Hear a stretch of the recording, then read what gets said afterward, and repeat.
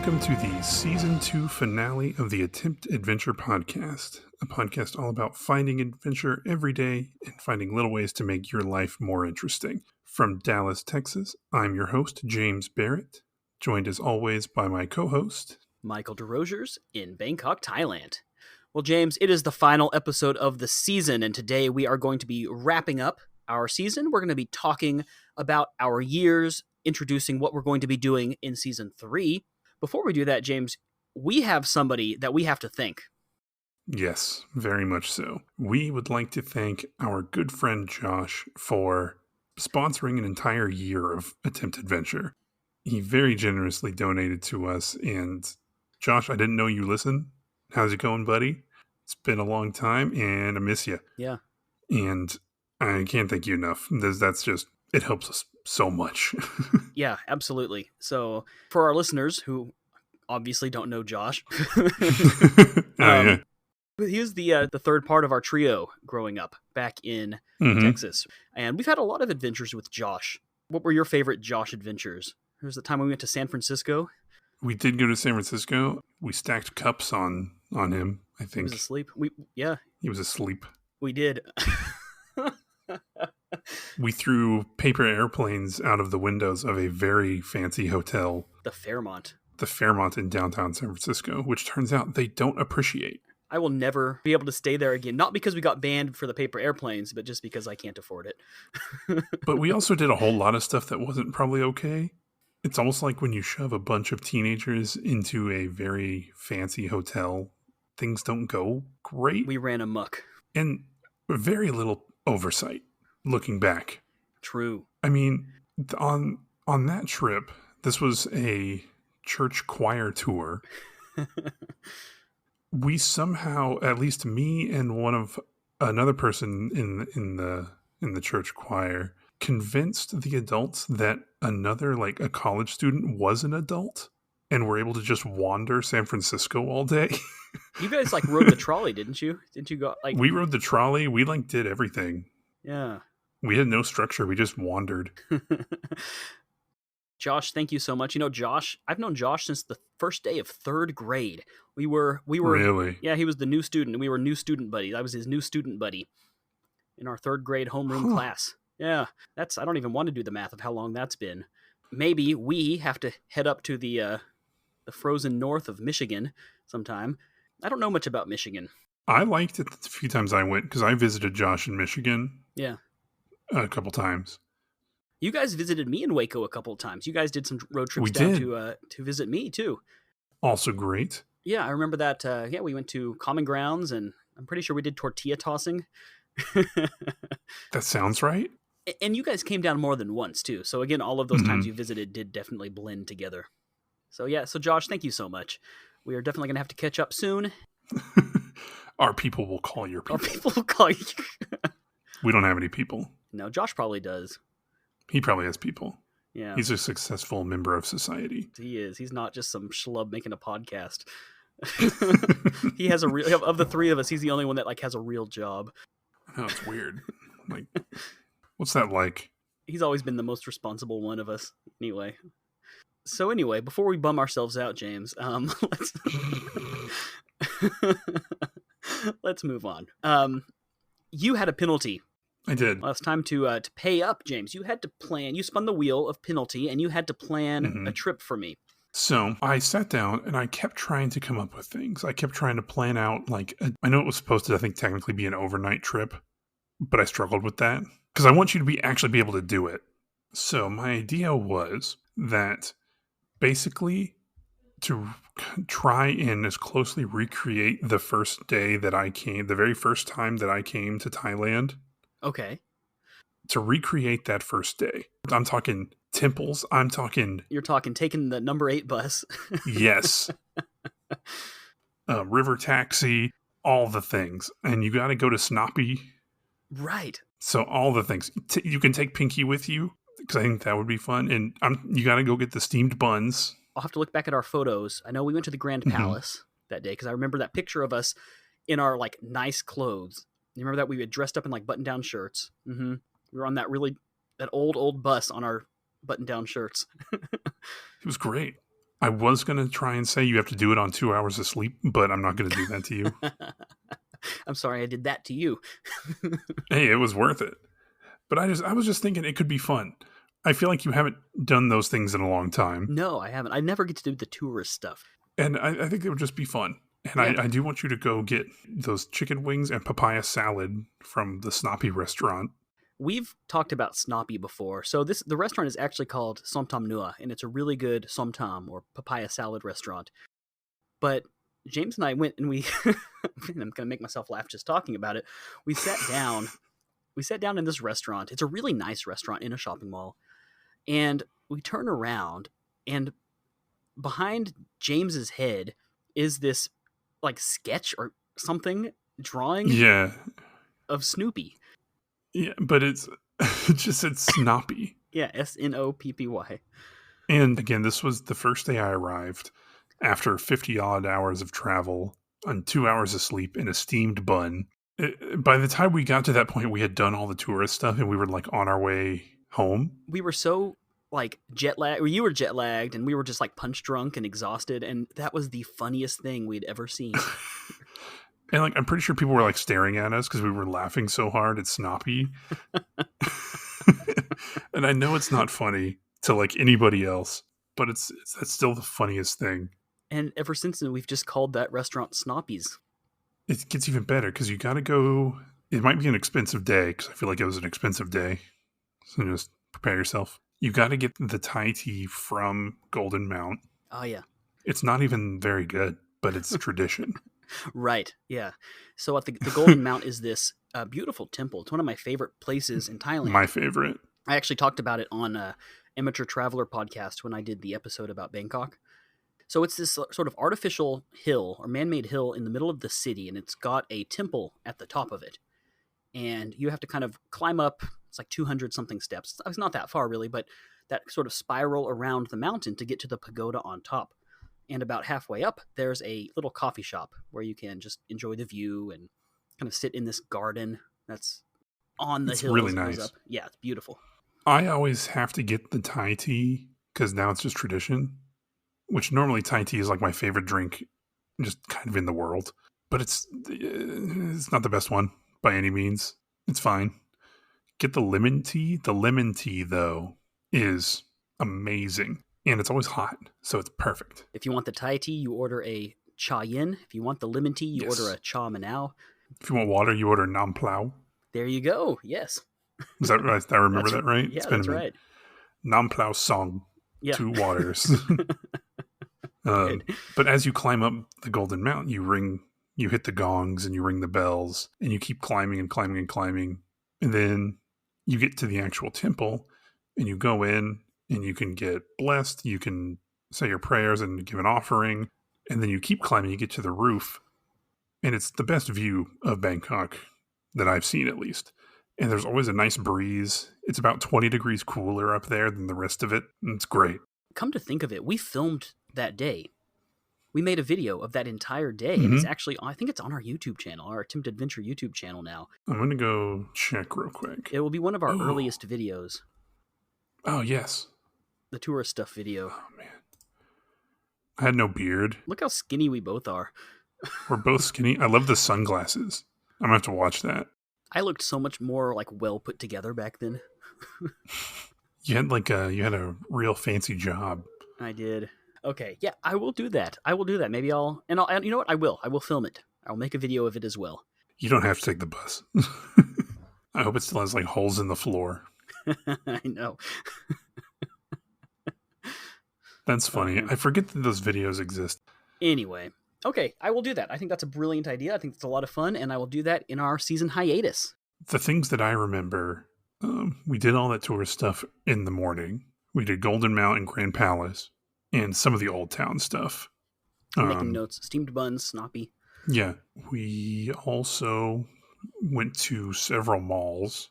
Probably, Siam Paragon? We went to the one, which is the one with the big spiral stairwell. Oh, we went there for dinner, didn't we? Oh man, that's so far away. It's in Quartier. You don't have to do that. That one's fine. We had fish and chips, didn't we? We did, which is just weird. It was good though. I think that would be fun. I do too. I think that'd be great. Okay, I know we're talking a lot, but that's okay. This is kind of a special episode today. Have you done anything new or adventurous in the past Mm. week? Let's see, it was Christmas. Merry Christmas to all that celebrate. Happy holidays to those that don't. I hope that your holiday season was filled with joy and that you got to spend it with whoever you choose to spend it with. I did. I guess it's something new, something I've been interested in for a long time, but I've never been able to start. Was the one thing I asked for Christmas was a record player. Oh, nice. So I have one. It's right here. It's very nice. Love it very much. But my dad then gave me all of my grandfather's records from Oh, the cool. 60s and then all his records from the 70s.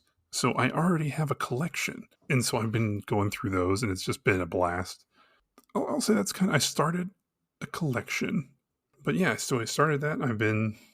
Now I'm like super interested in like all the like audio stuff. And so my dad's going to give me, he has a bunch of stuff. He has like a nice cassette deck that he's going to give me and like all that stuff. So it's going to be fun. Cool. Man, that's a neat hobby. That's really fun. Anyway, so that's sort of where it is. Other than that, the season's always really busy. I haven't been able to get out and do too much stuff like that, but it's been really good. What about you?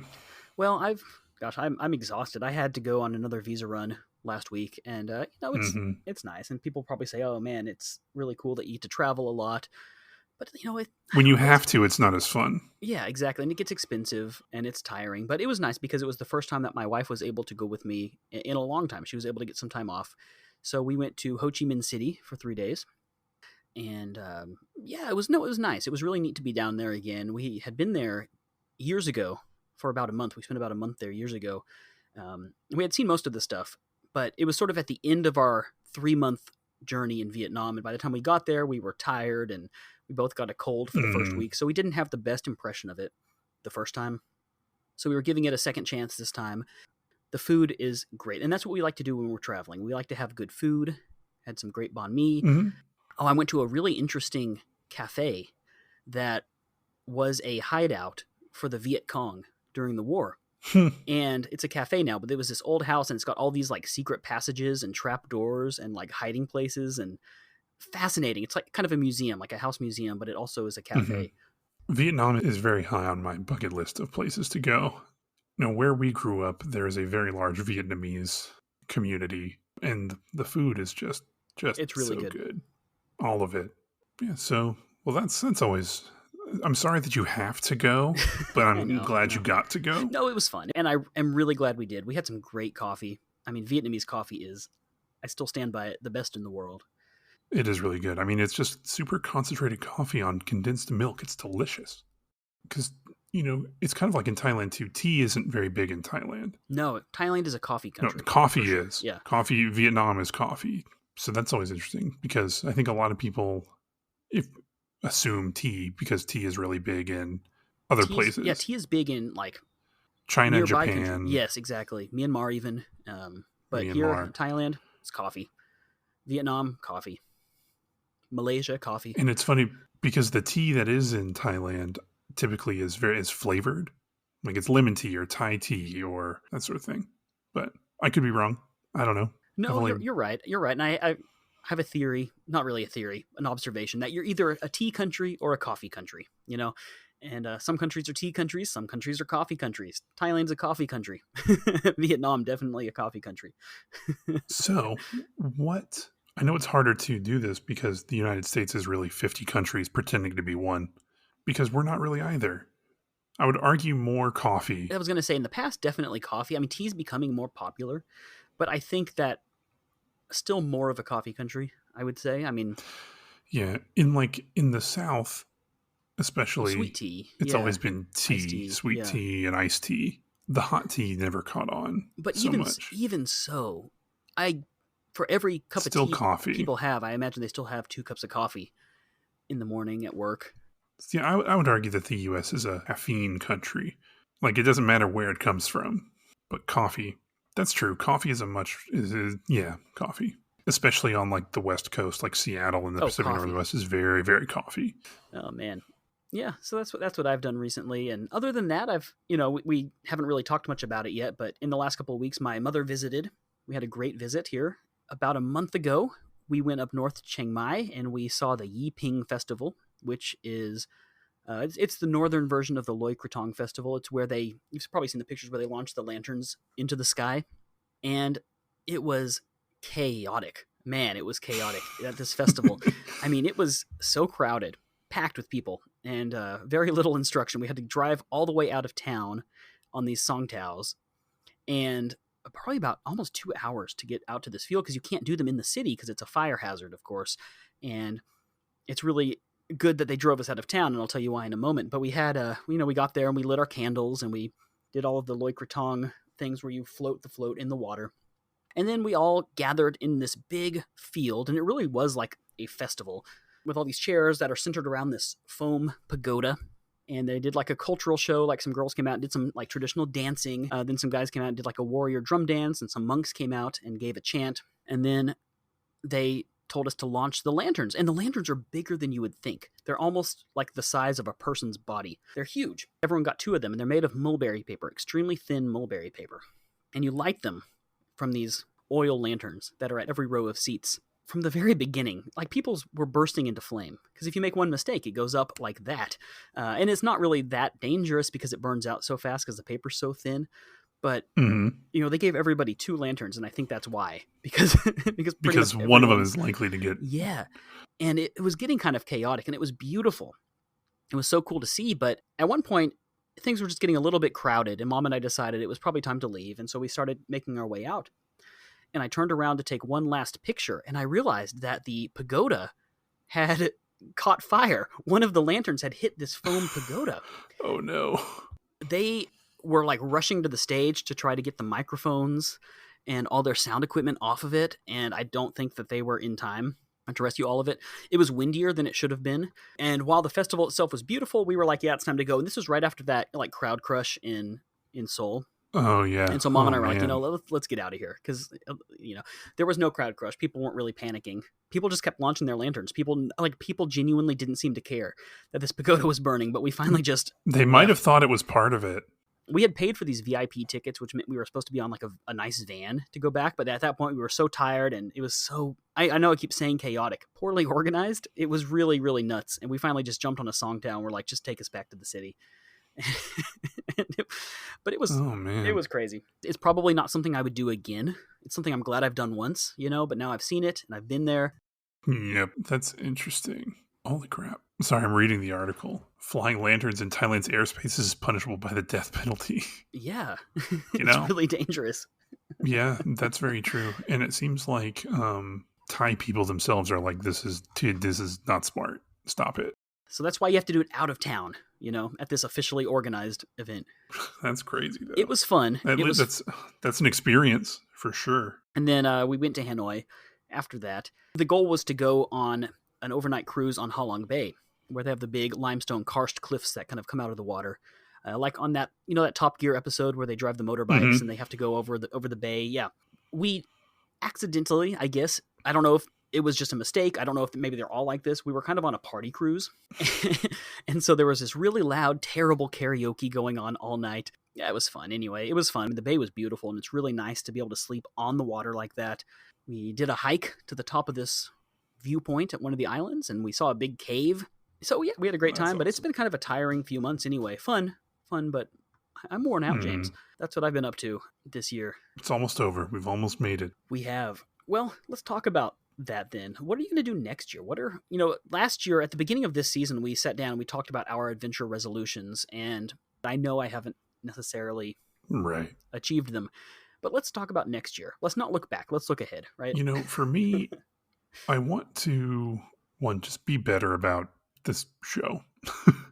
I want to definitely be better about this and take it, not that we don't take it seriously, but just like really put, at least for myself, put serious effort into it. I definitely want to have more experiences this year. I think the pandemic kind of stunted me, for lack of a better way to put it. It definitely made me worse in crowds, and it made me worse in like wanting to go do things. I think that's common. I don't think you're alone in that. I think a lot of us are feeling No. that right now.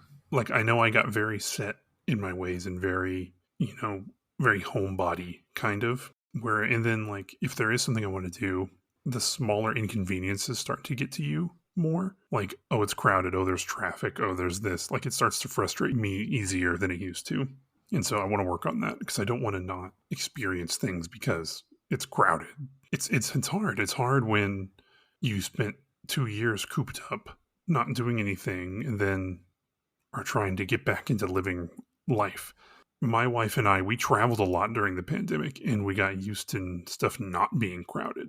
And I have to keep telling myself that all these people that are traveling and all have just as much right to be at these places as I do. Mm-hmm. Like, it's not exclusive to me. That's stupid, but it's tough. No, I get that. We started the show in the middle of the pandemic. So I think the way that we came across were as people that don't do a lot just because that was our pandemic selves. But that's not the default of who we actually are or who we actually were. You and I both used to do a lot of adventurous stuff.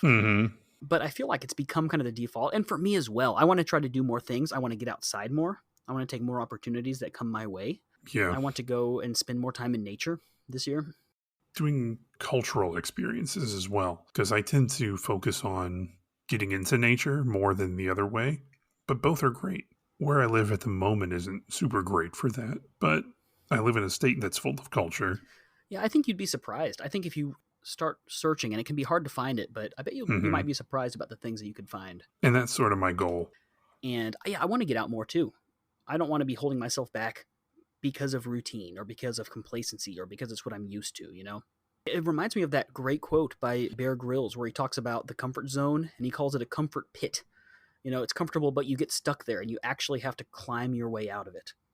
And I love that analogy. It's very true, especially for me. It's way more comfortable to just hang out at home and watch TV, but it's not enriching. It's just existing. It's like there's more than that, and I need to get back into that mindset. We both need to make an effort not to take any penalties next year. Or maybe we need to make the penalties much harder. Make them worse. Yeah, because I feel like our penalties were all kind of fun. And like, what's the point of that? We're too nice to each other. They need to be harsher penalties or we have to pay the $50, Or like we have to donate it to the charity of the other person's choice. That way there's like a receipt and we can prove that we've done so. Or here we go. Here's what we do. If you don't do the penalty, you have to donate $50 to Donald Trump. No, that's a good one. Oh man, that's true. That would keep me. I would do everything because there's no way I'm giving that man any money. There was talk of face tattoos at one time. Look like Post Malone. They will never be able to have a real job like Josh. That's true.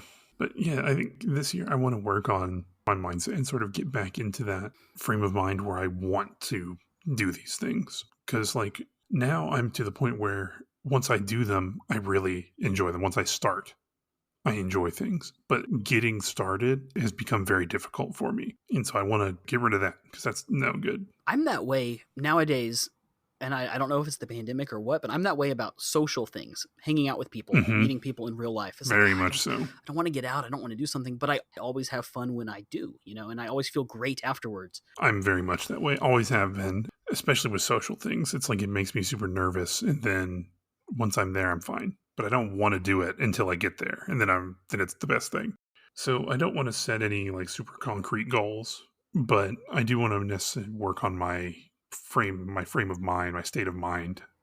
Yeah, I like that. And because I can be pretty set in my ways when it comes to what I like doing. Like I like trying new food. I like going to nature. I like doing those things. But like outside of those kind of things it's like, I don't want to say scary, but yeah. Well, especially cultural adventures are scary. It's hard to join something where you have no context and no understanding necessarily of what's going on, but those can be the most enriching experiences sometimes. Cool. I think that's great. I think that's something to keep in mind. And for me, I really want to take the show very seriously. I want to build a great next season. We were talking off the air. We have some big things planned actually for the next season, some things that should be really interesting. But if any of our listeners have ideas or suggestions, they're welcome to let us know as well. Definitely.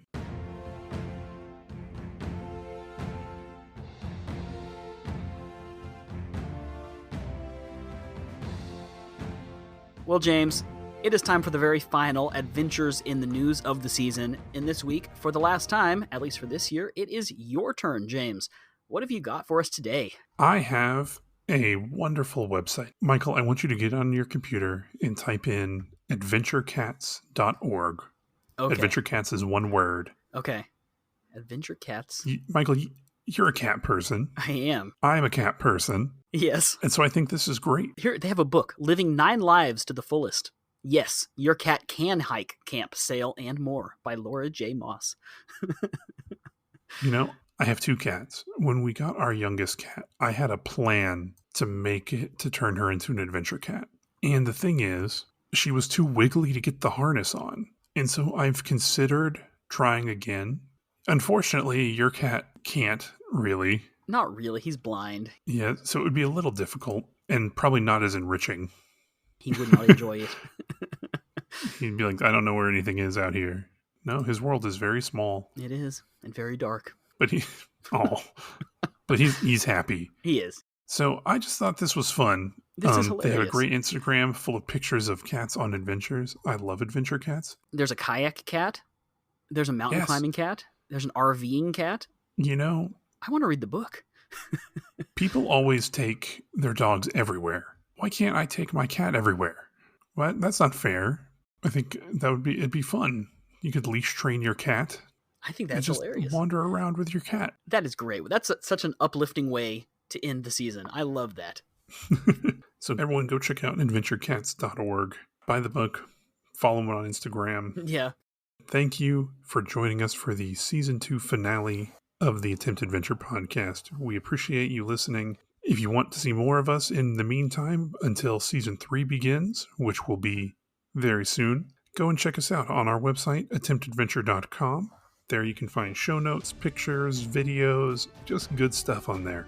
The easiest way to get in touch with us if you have ideas or comments or whatever, just want to say hi, is to click the little contact us button on our website, and that will send us an email directly from you. You can also email us directly, hello@attemptadventure.com. Well, guys, thank you. It's been a fantastic season. We've had some really great guests on. Really appreciate everyone that's come to share their travels and adventures and their experiences with us. Everything from international marriages to hiking the Appalachian Trail and house sitting and everything in between. We've had some really fascinating people that have come on the show. Yeah, those are awesome episodes. Go check them out if you haven't already. That's right. Well, from Bangkok, Thailand. And from Dallas, Texas. Thank you guys so much. And until next time. Keep adventuring.